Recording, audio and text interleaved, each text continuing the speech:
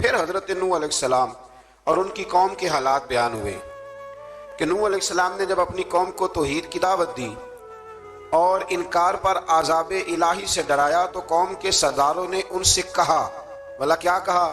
کہنے لگے آپ تو ہم جیسے بشر ہیں، تو ہماری طرح ہی ہیں آپ، اور آپ کے پیروکار پسماندہ یعنی غریب لوگ ہیں اور کم عقل لوگ ہیں۔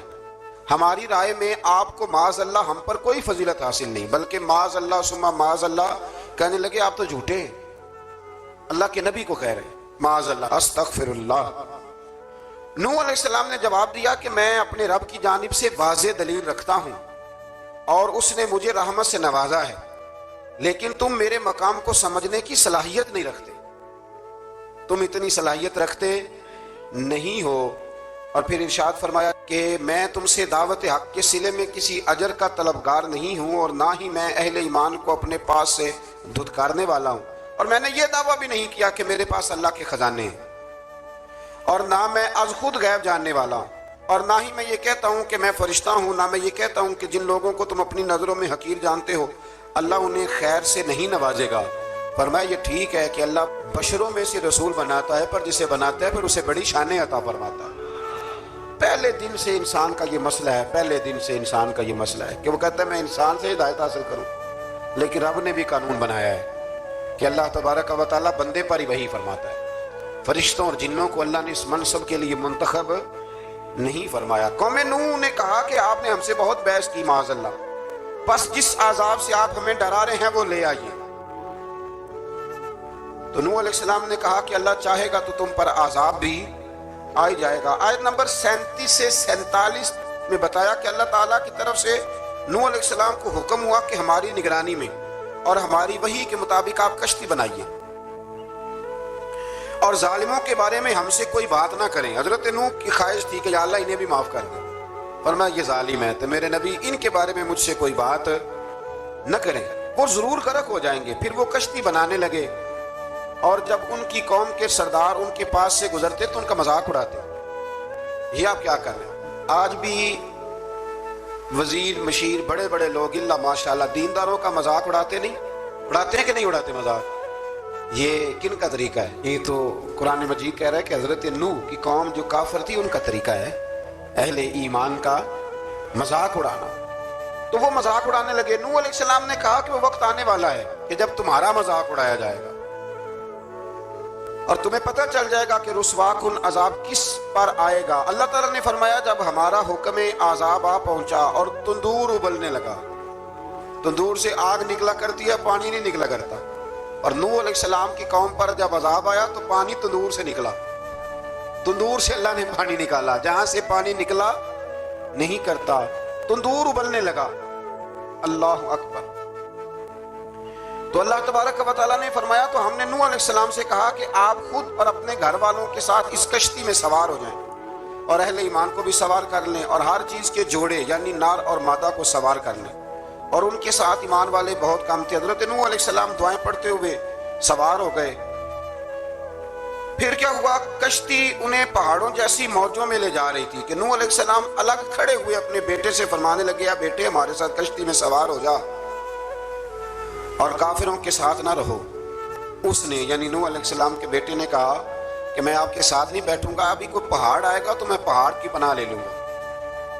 اگر کسی نیک آدمی کا بیٹا کبھی غلط نکل آیا تو اس کا مطلب یہ نہیں کہ اس نے تربیت ٹھیک نہیں کی، ہاں یہ اعتراض چھوڑ دیں، اس لیے کہ نوح علیہ السلام کا بیٹا کافر ہو گیا۔ اور جب سیلاب نظر آیا تو اس سے کہا کہ آجا سوار ہو جا، تو کہنے لگا میں نہیں بیٹھوں گا، میں تو کسی پہاڑ کی پناہ لے لوں گا اور میں اس کے اندر چھپ جاؤں گا اور وہ پہاڑ مجھے پانی سے بچا لے گا۔ نوح علیہ السلام نے کہا آج اللہ کے حکم کے سوا کوئی بچانے والا نہیں ہے سوائے اس کے جس پر اللہ رحم فرمائے۔ پھر ان دونوں کے درمیان موج حائل ہو گئی، ایسے ایک موج اٹھی اور حضرت نوح کا بیٹا ڈوب گیا۔ اور جب حضرت نوح کا بیٹا ڈوبا اللہ کی طرف سے حکم ہوا اے زمین اپنا پانی نگل لے، اے آسمان تھم جا، پانی خوش ہو گیا، اللہ کا فیصلہ نافذ ہو گیا اور کشتی کوہ جودی پر ٹھہر گئی۔ نوح علیہ السلام نے اللہ سے التجا کی کیا میرے پروردگار میرا بیٹا اور میرے اہل سے ہے اور تیرا وعدہ سچا ہے کہ تو میرے اہل کو بچا لے گا؟ اللہ نے فرمایا نوح وہ آپ کے اہل میں سے ہے ہی نہیں، وہ آپ کے اہل میں سے ہے ہی نہیں ہے۔ اہل میں سے وہ ہوگا جو آپ کے طریقے پہ چلے گا، جو طریقے پہ نہ چلے وہ نسل میں سے ہے ہی نہیں، وہ ختم ہو گئی بات۔ اللہ اکبر۔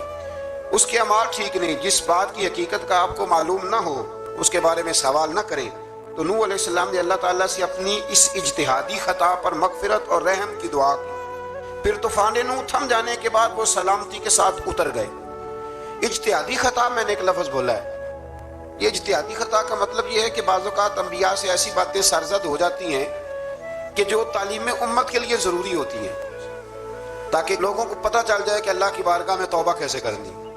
اگر وہ لوگ توبہ نہ کرتے تو ہمیں توبہ کے طریقے سمجھ میں، یعنی ان سے اجتہادی خطا ہو گئی، کہنے میں کرنے میں کوئی ایسی بات ہو گئی جو بظاہر اللہ تعالیٰ کی رضا والی، تو فوراً معافی مانگ لیتے تھے۔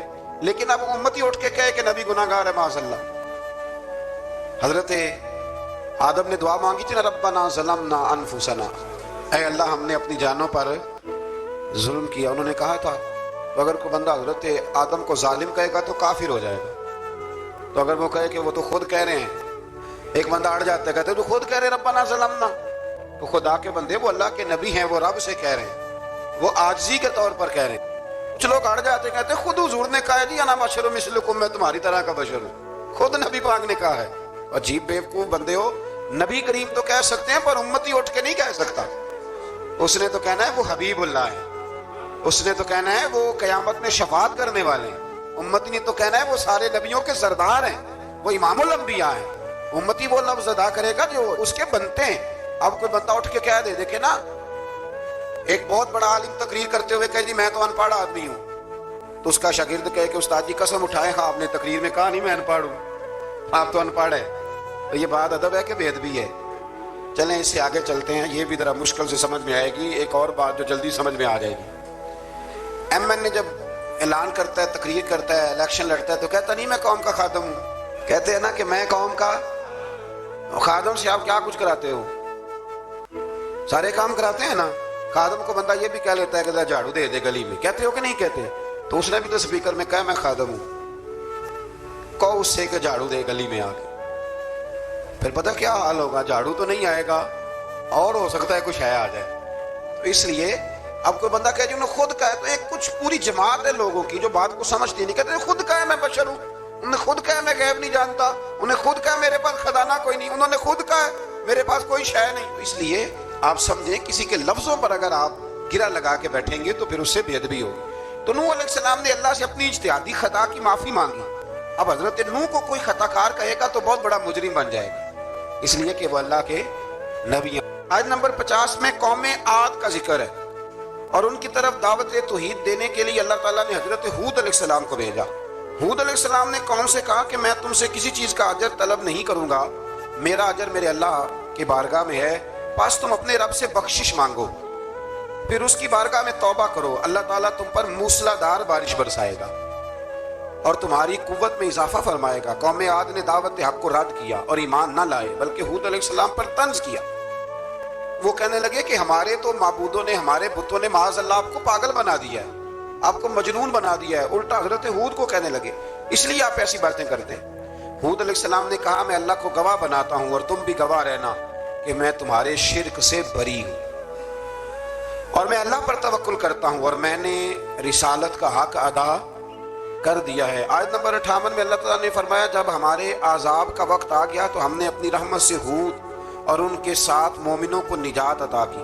قوم عاد نے اللہ کی نشانیاں اور رسولوں کو جھٹلایا اور دنیا اور آخرت میں لعنت کے حقدار ہوئے۔ آیت نمبر 61 میں پھر سے حضرت صالح علیہ السلام اور ان کی قوم سمود کے حالات کو بیان کیا گیا۔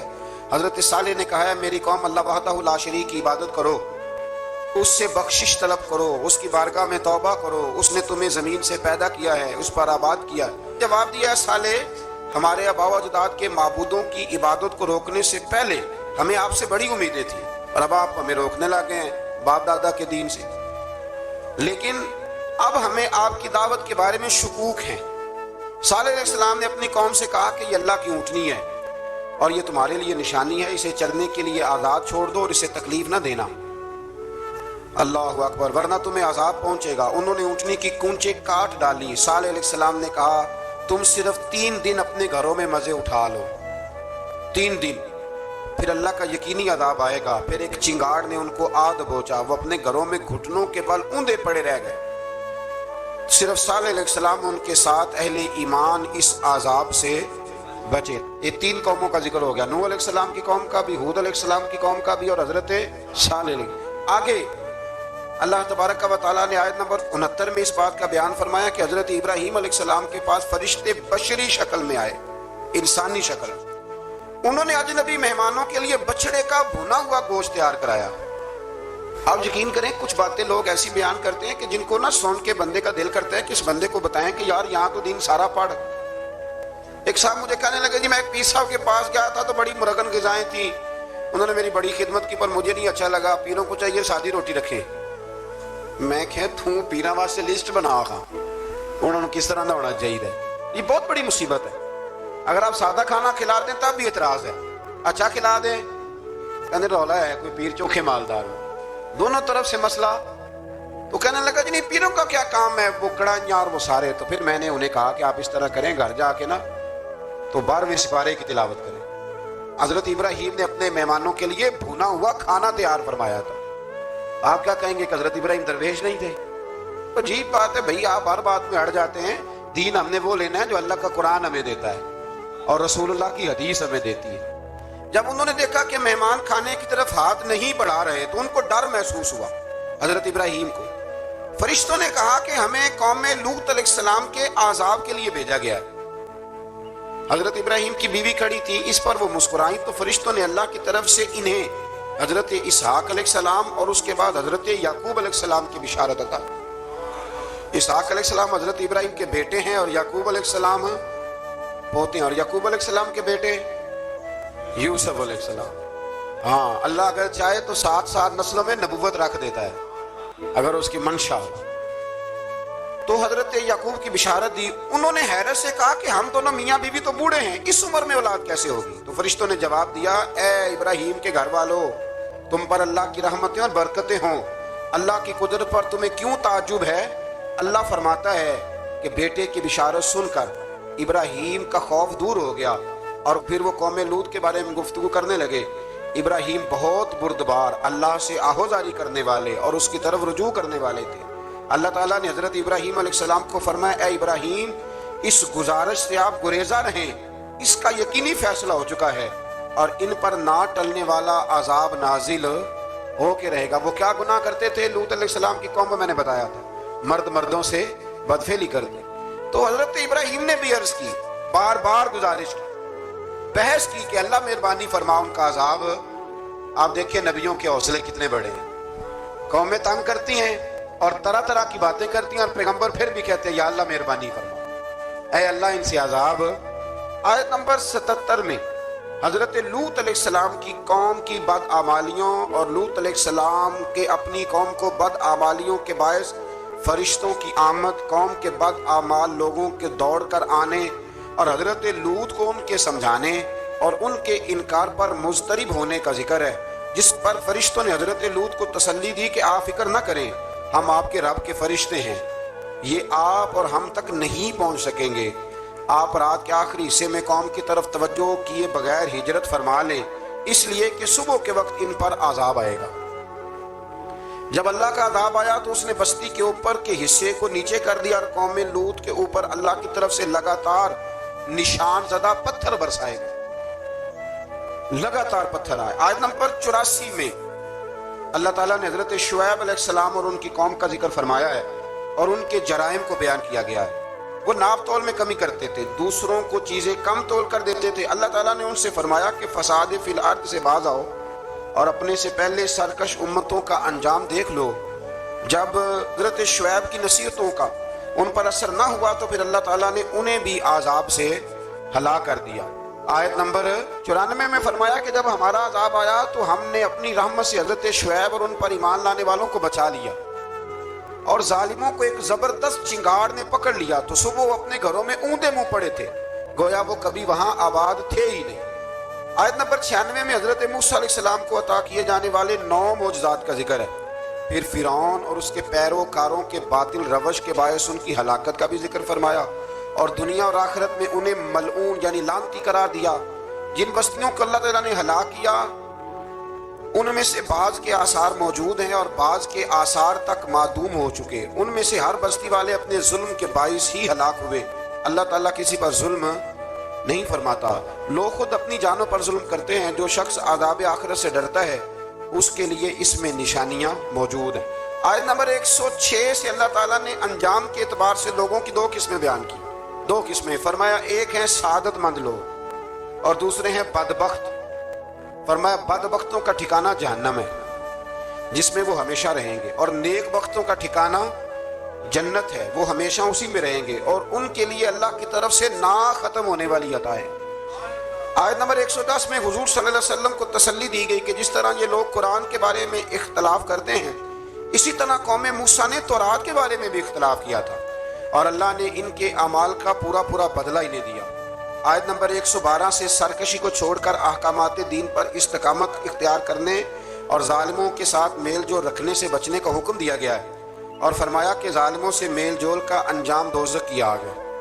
ہم لوگ شکوہ کرتے ہیں، کسی حکومت کو بنے ہوئے 6 مہینے گزرتے ہیں تو شکوہ شروع ہو جاتا ہے، حالانکہ وہ خود تو نہیں بنتے، ان کو کوئی بنانے والا ہے. تو ظالم کا جو مددگار ہوتا ہے وہ بھی ظالم ہوتا ہے، اس لیے احتیاط کریں. اور یہ صرف سیاستدانوں کی بات نہیں، دنیا کے ہر معاملے میں آپ غور کریں کہ آپ کسی ظالم کے مددگار تو نہیں. اللہ تعالی ہمیں حق پر استقامت عطا فرمائے. آیت نمبر 114 میں دن کے دونوں طرفوں میں اور ابتدائی رات کے کچھ حصے میں اللہ تعالیٰ نے نماز قائم کرنے کا حکم دیا ہے. رات کے کچھ حصے میں بھی نماز پڑھنی چاہیے اور یہ بھی بتایا کہ بے شک نیکیاں گناہوں کو مٹا دیتی ہیں اور یہ نصیحت قبول کرنے والوں کے لیے نصیحت ہے. آیت نمبر 120 میں اللہ تعالیٰ نے فرمایا کہ ہم آپ صلی اللہ علیہ وسلم کو رسولوں کی تمام خبریں آپ کے دل کی تسکین اور تقویت کے لیے بیان کرتے ہیں اور ان میں مومنوں کے لیے نصیحت اور عبرت ہے کہ ان ساری باتوں سے عبرت پکڑ لو. بچہ صرف وہی جو اللہ کے نبیوں کے طریقے پہ چلا اور نبیوں کے ساتھ رہا، باقی بچ سکے نہیں. اللہ تعالیٰ کی طرف سے توحید و رسالت اور وقوع قیامت کے دلائل بھی ہیں. آیت نمبر 123 میں فرمایا کہ آسمانوں اور زمینوں میں سب غیب اللہ ہی کے ساتھ مختص ہیں اور ہر کام اسی کی طرف لوٹایا جاتا ہے. آپ اسی کی عبادت کیجئے، اسی پر توکل کیجئے اور آپ کا رب لوگوں کے اعمال سے غافل نہیں ہے. اسی بارے میں آگے سورۃ یوسف شروع ہو رہی ہے. اس کو اللہ تعالیٰ نے کہا ہے کہ یہ بڑا پیارا قصہ ہے، احسن القصص کا، قصوں میں سونا قصہ. تو یہ کچھ 12ویں پارے میں اور کچھ 13ویں پارے میں ہے. میں نے یہ ارادہ کیا ہے کہ یہ ایک ہی دن پوری بیان کی جائے، وہ آدھا معاملہ ہو جائے گا تو کچھ تھوڑا سا ربط. میں چاہتا ہوں کہ قرآن میں تو ربط ہے لیکن ہم جب بیان کریں گے تو شاید ہماری گفتگو میں ربط. یہ احسن القصص ہے اور اتنی شاندار اس کے اندر باتیں، اور کوئی انسان اگر مکمل ہونا چاہے تو حضرت یوسف علیہ السلام کے قصے کو پڑھے، اور کوئی شخص اگر صحیح معنوں میں خدا کے فضل سے آگے بڑھنا چاہے تو اس کے لیے یہ بہت بڑی عبرت ہے. کریم رب بڑا ہی بے نیاز ہے. اللہ تعالیٰ کی رحمتوں کا اور رحمت کی وسعتوں کا کوئی اندازہ کر سکتا نہیں ہے. کسی جگہ کسی مقام پر کوئی آدمی جتنی بھی عقل دوڑائے اس کی عقل تھک کے واپس آ جائے گی، پر اللہ تعالیٰ کی کرم نوازیوں کی کوئی حد بندی نہیں ہے. اس نے اپنے فضل سے پیدا کیا، صحت دی، تندرستی دی، عافیت دی، اور ہماری زندگی میں جتنی چیزیں ہمارے پاس موجود ہیں ان میں سے بہت ساری ایسی ہیں جو ہماری محنت کا نتیجہ نہیں، ایک ذرہ برابر محنت شامل نہیں، محض اللہ کا فضل ہے. اتنے سارے انعامات کیے لیکن ایک مقام پہ آ کے وہ کریم فرماتا ہے میں نے تم پر احسان کیا ہے. احسان اتنے ہیں گنے نہیں جا سکتے، شمار نہیں کیے جا سکتے. عقل تھک کے لوٹ آئے گی. مالک کے احسانات کی نہ کوئی حد بندی ہے نہ کوئی شمار ہے. وہ خود فرماتا ہے تم میری نعمتیں گننا چاہو تم گن نہیں سکتے، لیکن ایک مقام پر کہتا ہے لَقَدْ مَنَّ اللَّهُ عَلَى الْمُؤْمِنِينَ إِذْ بَعَثَ فِيهِمْ رَسُولًا. میں نے مومنوں پر احسان کیا ہے، انہیں اپنا رسول عطا فرما دیا. نہیں سمجھا سکتا میں آپ کو، یہ میرے بس کی بات ہی نہیں. میں نہیں کھول سکتا اس جملے کو. جو تھوڑا بہت شعور ہے, جو تھوڑا بہت سمجھ بوجھ ہے, وہ تھکتی ہے. اپنی کم علمی, کم فہمی بار بار آڑے آتی ہے کہ کیسے کھولے اس جملے کو. لقد من اللہ علی المؤمنین. نبی پاک تو کائنات کے رسول ہیں, حضور تو عالمین کے لیے رحمت ہے. وما ارسلناک الا رحمت للعالمین. اور صحیح بخاری کے لفظ ہے ارسلت الی الخلق. میں مخلوق کا رسول ہوں, مخلوق کا, محض انسانوں کا نہیں, پوری مخلوق کا.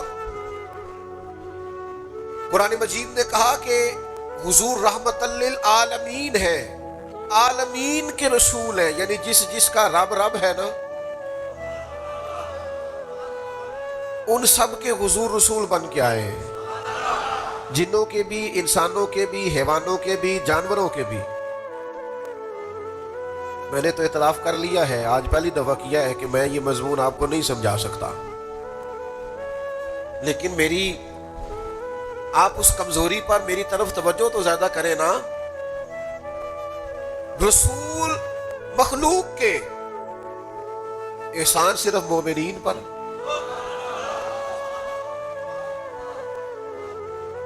یا اللہ جنوں پر احسان نہیں, فرشتوں پر احسان نہیں, تیرے محبوب نے تو جانوروں کے حقوق بھی بیان کیے, ان پر احسان نہیں, پھر کل انسانوں کے حضور رسول ہیں. یہ ساری امت دعوت ہے نبی پاک علیہ السلام کی, تو مالک کی ساری کائنات پر احسان نہیں. تو گویا قرآن مجید کی یہ آیت بتاتی ہے کہ احسان تو سب پر ہے, پر بات تو اس سے کرنی ہے نا جو احسان مانے.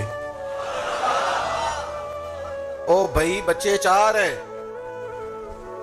سارے باپ کی اولاد ہیں, باپ نے مشترکہ خرچہ کیا ہے, والد نے مشترکہ تعلیم دلوائی ہے, ایک جیسے اسکول میں پڑھایا ہے, جتنا گھر میں کھانا پینا رہنا سہنا تھا مشترکہ ہے.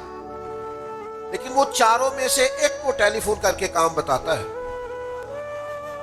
ایک کو اپنے مسئلے ڈسکس کرتا ہے ایک کے ساتھ.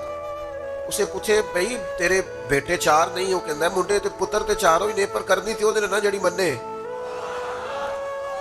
بات تو اس سے کرنی ہے جو فرما بردار ہو, بوجھ تو اس پہ ڈالنا ہے جو بوجھ اٹھائے, کام اس کو کرنا جو بھاگ کے کار آئے. تو جو کہے ابا جی طبیعت ذرا ٹھیک نہیں, میں تھوڑا مصروف ہوں, ذرا فلانی جگہ جانا تھا, تو دوسری دفعہ کام کیسے بتائیں گے؟ بلا مثال و بلا تشبیہ. کا رسول تو کائنات کے ہیں. احسان مومنوں پہ اس لیے کیا ہے کہ ان کے آنے پر جو رنگ ابو بکر صدیق کا ہے نا,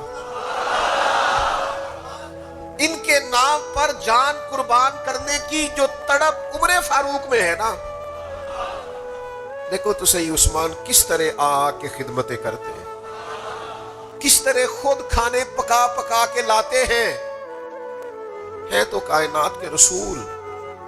لیکن آنکھ کھول کے دیکھو نا, شیر خدا کے ہاتھوں پہ چھالے, وجود نور پر خوشبودار پسینہ, اور ایک باغ میں مزدوری کر کے چند کھجوریں لائے. علی کیا ہوا؟ فرمایا میرے نبی نے کھانا نہیں کھایا کئی دنوں سے. او بھائی احسان تو اسے بتانا ہے نا جس نے ماننا ہے.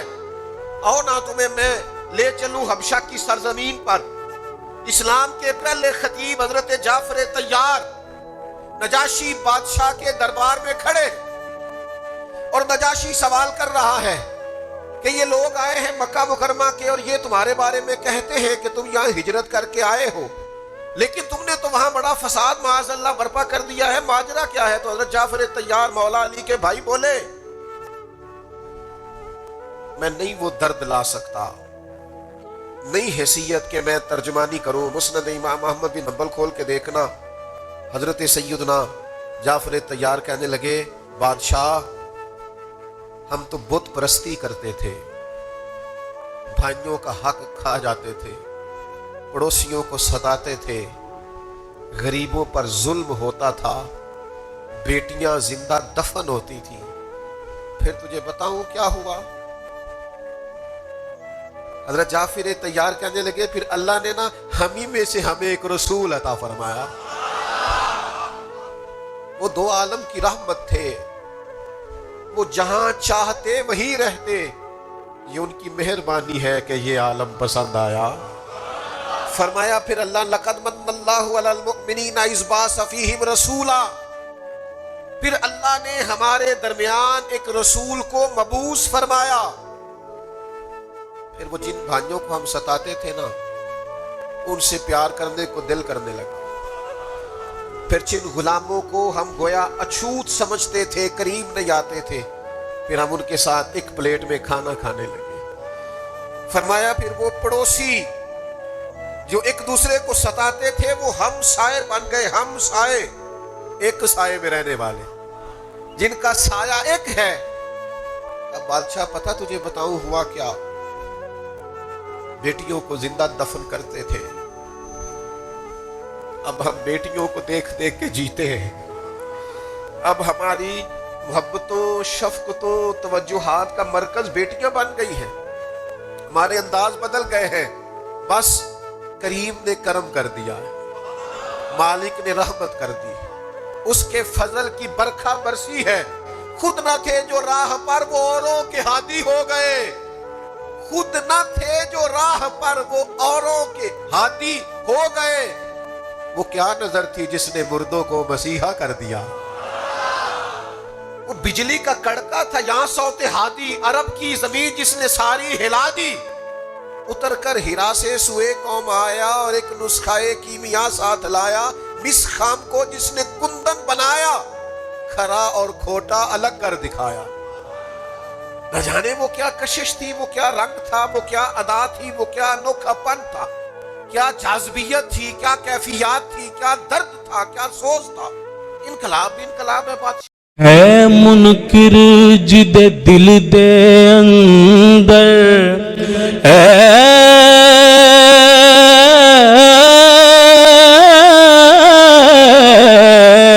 ہے منکر جد دل دے اندر، نہیں عشق صدیق ولی دا، ہے منکر جد دل دے اندر، نہیں عشق صدیق ولی دا،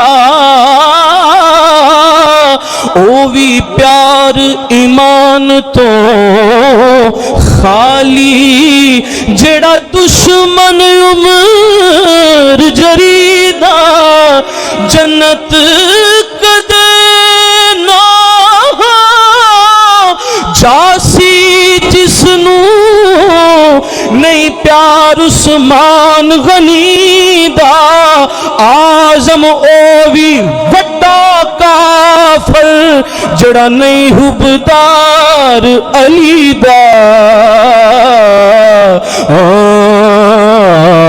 آزم او بھی وڈا کافر، جڑا نہیں حبدار علی دا۔ کیا بتائے گا کوئی رفت بام صدیق، کیا بتائے گا کوئی رفت بام صدیق، میرے ادراک سے بالا ہے مقام صدیق۔ کسی نہ اہل پہ کھلتا نہیں کونین کا راز، کسی نہ اہل پہ کھلتا نہیں کونین کا راز، اور کسی کم ظرف کو ملتا نہیں جام صدیق، کسی کم ظرف کو ملتا نہیں جام صدیق۔ ہوا اپنے چلن پر ناز نہ کرتی اعظم، دیکھ لیتی اگر انداز خرا میں صدیق۔ چارے یار نبی دے پیارے، سارے یار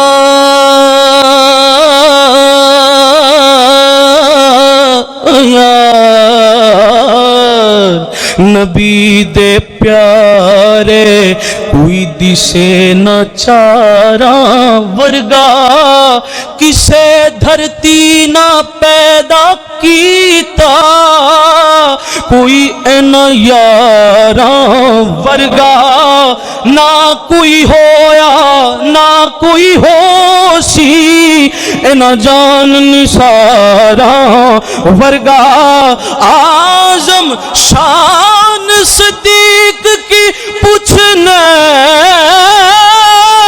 ایکو یار ہزارہ ورگا اعظم شان صدیق کی پوچھنے ایکو یار ہزارہ ورگا آ